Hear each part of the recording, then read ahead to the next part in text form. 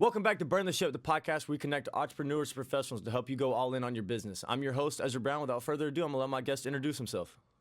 Hi, guys. My name is Lamar Romero. I'm the Chief Executive Dragon of Higher Dragons. We are a firm that does tastings for the beer, wine, liquor, and THC industries in Texas and a few other states. Well, that's awesome, man. I think I already like a little bit of what you guys do already.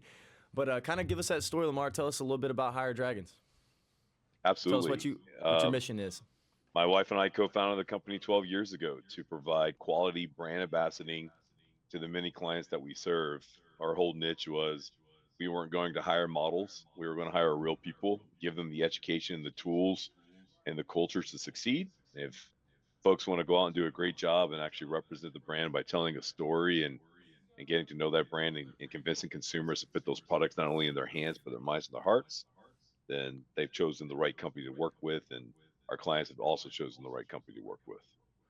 That's awesome, man. How did you guys kind of find that niche? Drinks in that industry. That's kind of very specific. Especially in the marketing side. Yeah. When we started the company 12 years ago, it wasn't being done very much. I'd still say it's the end of the era of, sex sells, right? And it does too, to some point still today. But my whole point was there's a lot more female shoppers in retail stores, and they want someone they can approach. If you're shopping, especially if you're with your kids, you're looking for beer, wine, liquor at a grocery store or at a liquor store, you want somebody you can approach and feel like if you took a sample from them and talk to them a little bit about a product, you can relate with them. And Right. so that's how we started out building the business, and we built it very slowly over time. For the first, I'd say, 7 years, we're mostly a mom and pop company, and over the last 5 years, we've been scaling. Man, that's awesome, man. Congratulations. It's super cool what you guys are doing. I'm definitely gonna have to take a little bit more in-depth look at your work too, more than I have already. But I'm definitely when I looked at your website before we hopped on the podcast earlier today, I was like, yeah, this is gonna be somebody I like. I think it's gonna be a good conversation. But kind of what launched you guys into kind of getting into that niche, because it's super specific, man. That's like what launched it into there, because I know it wasn't something that wasn't like abundance of companies doing it. Really, if anybody, you guys might have been the first people doing it outside of like Anheuser-Busch for themselves. Well, I mean, there's actually a lot of little companies. We've got a lot of little competitors all over the place. It's mostly mom and pop companies that still do this business. There are a few big national brands, but yeah, it was a weird way we got into it. You don't grow up and say, I'm going to own a tasting company for the beer, wine, and liquor industry, right? Or I want to be. Right. So basically, my wife, being Mexican, had met a tequilero at a restaurant one day. She speaks fluent Spanish, and they hit it off, and I was looking for something to do coming out of high tech. And she was like, hey, why don't we help this guy promote his tequila? And so we promoted just this one brand of tequila. We did very well in the Austin, Texas area where I'm from. We started kind of developing a little bit of a name. And then the next echelon of that was when we were always at these liquor stores promoting this tequila, I would meet these people on a barrel and I'd say, hey, tell me about your brand. And they would be like, I think it's a whiskey that I'm selling. I'm not sure. And I'd be like, wow, like what is this? Right. And that became the next branch of, all right, we're gonna promote these brands. There's a lot of brands that need high quality tastings, high quality demos. We're gonna get into this market, and we slowly got into it that way. Right, man. That's super awesome. What have you guys what's been the way you've kind of grown your business over the last 12 years? It's been mostly word of mouth, a lot of hard work.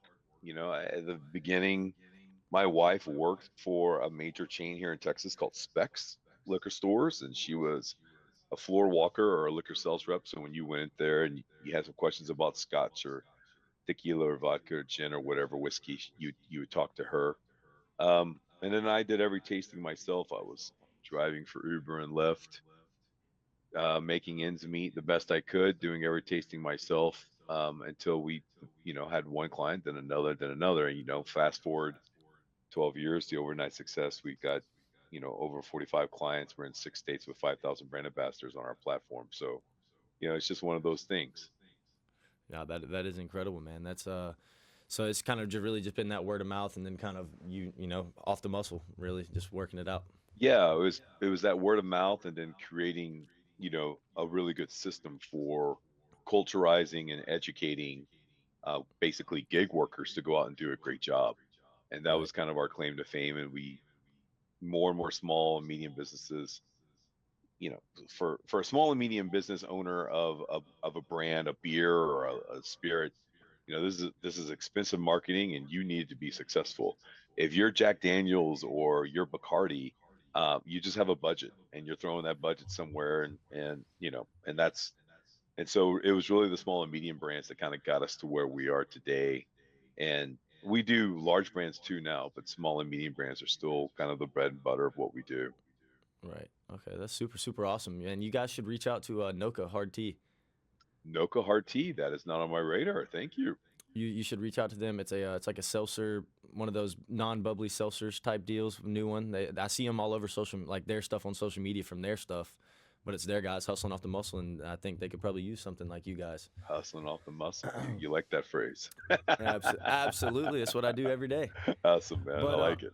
what's it called? Kind of what's been that hardship? Through the 12 years, what was that one thing that you guys kind of had to work out the kink of your business? I mean, it when you grow the way we did with no capital, when you bootstrap it, it was just that. It was, how am I going to pay the mortgage? I my first job out of college was Dell. I was a high tech guy at Dell Computer Corporation, and I made good money, and I was always used to kind of having enough money to do whatever I needed.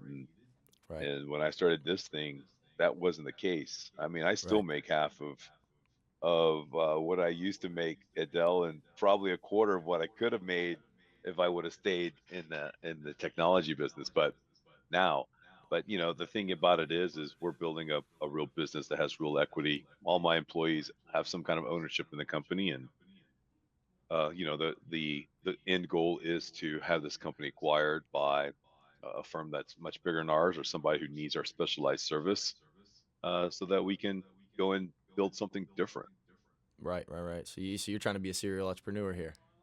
I would like to be, yeah. I mean, I'm a little slow on this. I got a lot of gray hairs here, brother, and Hey, look, man. Look, I'm young, but they're coming in, man. I tell you what, they be stressing me out around here. yeah. But I mean, that I think the next venture for me, 3, 7, 10 years down the line, would be to advise businesses and invest in them. Take all the knowledge that I've learned, because I've definitely earned a hard knocks MBA and building company from zero to a couple of $1 million in revenue where we are today. So Absolutely. And then coming from a high tech world, so you got a little bit of background on that side too, which is the complicated side of things. yeah. In 2018, I decided to go big or go home. My first son was born. We started late in life, my wife and I, and I was like, either I need to make more money and do something different, or I've got to kick this into another gear. And so I got an SBA loan, and we hired a software contractor who ended up becoming our first vice president of technology. And we developed an application. We developed an application that manages all of these gig ambassadors, how we could do 5,000 gig ambassadors in 6 states, and making sure that we scale the knowledge base. We've got over 200 courses in our learning management system. This manages, when the demos start, when the dragons need to be there.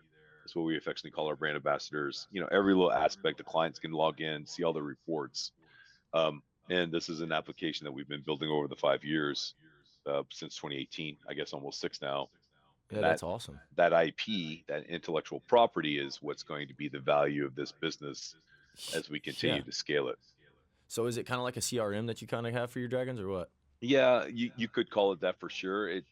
It does a whole bunch of other things besides just the CRM, but it basically Right. manages the application process of a brand ambassador all the way to, how many times have they done a tasting? How many units have they sold? We can track all this data, right? And then for my clients, it's all the data of, well, how many tastings have you done? Where have you done them? How many units have been sold at each one of these tastings? How do we continue to get better at doing it? What's the data we can take from that, and maybe tweak a video or tweak some learning to make sure that we're getting better sales when we do this. So yeah, So it's a pretty agnostic piece of technology. It's a good piece of technology that you guys been. I mean, obviously, if you've been working on it for 6 years, it's probably pretty good. it's funny, right? It's like, yeah, it's some of my clients look at it and they go, "This is amazing. I can't believe what you developed here." And and then I look at it, I'm like, there are so many things that are missing from this damn software that I need to Yeah, build. but you see it through a different lens than they do, though. Exactly. You see it through the corrective lens that you're like, all right, there's problems here. I'm not even Yeah. patting myself on the back yet. Yes. Yeah, I mean, we have some great developers who put, a lot of blood, sweat, and tears in this thing, and um, and they're American developers. Like they one lives in Austin, Texas, another one lives in Louisiana, and it's just one of these things. Like it never stops. Software is an Right. interesting business because um, it just never stops. You've always got to be improving. I mean, look how many Never. times Facebook has changed, or Mm-hmm. Twitter, YouTube. Right. You go back to those early iterations of the software, and you go, Yeah. "Oh my gosh, I remember when it looked like that, but oh my gosh, I can't believe it." Right? Right. Yeah, because we do a ton of software integration, so that's kind of like a little bit of some of the language I can speak a little bit on CRM stuff like that. Because we go in and we do payment processing, so we try to become that Yeah, choice payment processor for people. Because we try to do revenue share. We try to break you off of a little bit of the bone of something that you built instead of like Stripe, somebody that's not paying you. that's really cool. That is a really great concept. Yeah. So that is something that we do really well. We have the biggest Newton Spader clinic software in the world. It's called Clinic HQ. Then we have the biggest skydiving software for almost every jump zone in the country. We have under our book of business, and then a couple other small softwares that really aren't. I mean, it's just small mom and pop things that we have that are kind of we specialized in 10 years ago. But we've had the two newest ones are within the last 5 years, and they've been awesome. And that's we go to Atlanta Tech Village on Fridays here and go see people. It's like the Silicon Valley of the Southeast, and we'll go over there, watch them pitch and do their thing, and see what softwares are going to be good, and see if that's something that we would be Well, willing to do. at the conclusion of this cast, you'll definitely need to talk to me about your Stripe competitor. Maybe something we're interested in Uh, looking at. 1000%, I would love to get on a call with you with that one. Me and Jay, the owner, I would love to have him talk to you a little bit more, just because I would want you to know that it's coming from somebody else outside of the sales rep that does it. Cool, man. That's excellent. But for sure, that's super interesting what you guys have done, and you built the CRM that, or just a software that you can use that is super super awesome. That's one of those things that you don't see a ton. You know what I mean? Like when you go in all in on a business, people will go in and they'll be using somebody else's stuff. They don't sit there and That's take that time to correct. build it. No, that is correct. And that's both an advantage and a disadvantage because most of my competitors use there's a lot of different event software platforms out there Right. that do about 80% of what we do, right? And Right. they get it for a lot cheaper because maybe they're paying 500 a month or 1,000 a month. We pay a lot more than that. I have to pay for What developers every month and I was about to AWS. say, it depends on where your developers are located that built the software. Yeah, that's true too. I mean, we chose to use American developers, and that has worked great for us. Um, but yeah, I mean, it. The thing is that we have complete control. Nobody can tell us how we're going to use our software or change it for us. And Right. and the big advantage of that is building APIs into other Right. platforms. Right. Um, and so yeah, like that's like for instance, I wanted to build some APIs to talk to Chase Bank, and they were like, "No, you're not big enough, right?" But there's been other little companies that we've built little APIs for that it worked out great.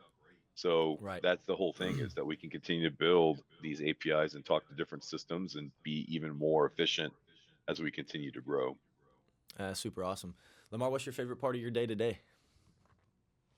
Gosh, right now, man, I love talking about my business. Are you kidding me? Right. Um, I mean, it is a cool business. I mean, you know what I mean? The model and everything you guys are doing is pretty freaking cool, man. yeah, it's a lot. It's a lot of fun. Well, and it's booze too, so it's never boring. I got Yeah, right. 400 bottles of booze in my front room over there. It looks like a small liquor I'm gonna have to come store. to Texas and visit you.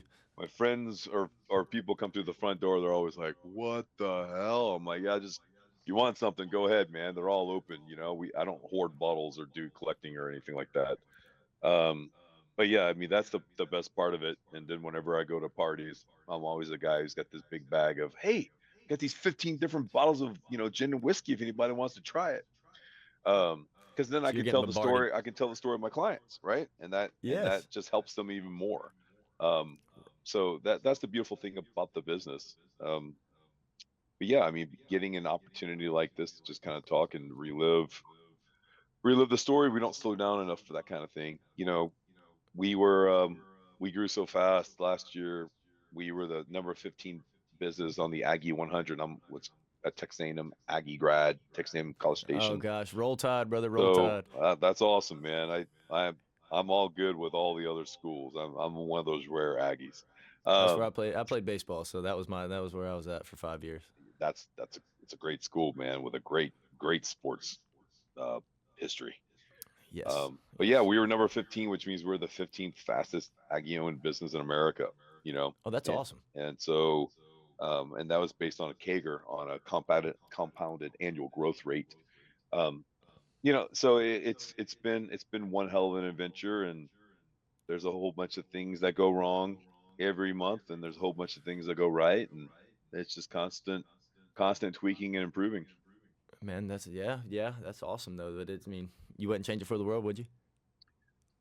Uh, I He would said maybe not. if I had, he said maybe $50 million in the bank right now, I Uh, might, I smile a little bit more. well, it's funny. I never have regrets, and I wouldn't change it for the world. But there has been times when I've said, I'm so sick of this business, I'd sell it for X. And now I would have regretted that, right? Like, Right, right, right, so right. But so no, now you it's segued me right in my next question though perfectly. Is burn the ship's the name of our podcast. We always ask our guests, you and your wife are like the perfect example. Y'all both had a comfortable life, didn't have to leave it. You were doing everything right in the regular life, but you realized you seen something in a need. And what was it like when you burned the ship and realized you were going to go all in on your business? I, with my psyche, I guess I just never really had a choice. I was badge number 26147 at Dell. In 1999, I was the 26,147th employee. I did Dell for a year, left Dell, came back to Dell for 4 years, left Dell again, came back to Dell for another 4 years. And then I decided on that third trip, I was like, there's something else I'm intended for. I can't sit behind a cubicle all day. This is not what I've been built to do. Right. Um, for some people, they discover that early in life. The people I'm most jealous of are the people that grow up in high school and say, I'm going to be X when I grow up, and actually do it. And To, do it. Yeah. to me, that's a true vision. It's true vision. It's a true calling. It took me until my early 30s to find my calling. But when we finally got here, and all the ups and downs, you're absolutely right. Like I have burned the ship. I didn't have any savings left after I started the business. We'd put everything we have in it. Luckily I've gotten to stay in this house. You can't see it here in the background, obviously, but being able to afford and keep the house that we're in, and it's taught me how to live better. It's taught me how to live without the need of things to make me happy. Right? Right. Purpose driven happiness is Right. going to trump material based happiness any day. Right. And I have a purpose. My purpose So is helped you find your why? it took us a long time to actually to define what our why was. And then when we defined it, we were like, what the hell? We should have been using this all along. But the company's why is also my family why, and it is that we help find and develop people who want to get better at life. Right. That's awesome. My COO started out as a dragon and went to part-time sales. I mean, part-time operations, then to full-time operations, then to operation leader, and was just this year the only other C-suite in my company. Um, That's incredible. That's awesome. so our whole mission, we are a band of misfits. I'll always like to say, my Welcome whole to the MP company, group. it's some people you go, well, how in the hell did that person find a job? And it's Right. because we have a knack for identifying talent and Right. desire to be better and developing that. Right. And Absolutely. we do So that every day with our brand ambassadors, and we do it every day with our internal employees as well. that's awesome. And that makes me want to support your brand even more because that is very, very thought after the company I'm in right now. And what we build here is the same way. We are that band of misfits where we're all athletes that we're all like, we're going to coach, but we might go into sales. We might go into do this. We might go into tech. Maybe. Like, we got one guy, he's the smartest person I've ever met in my life, and he does sales for a living. I'm like, why are you not working behind a computer building stuff for people? You know, like you could make $1 million a year building things for people, but you enjoy doing this, and that's why you do it, I guess. Or our boss is the owner of both of our owners. One of them is a genius book guy. It can do anything with a computer, and the other one is if you gave him a computer, he couldn't tell you how to type his name in the computer. You know what I mean?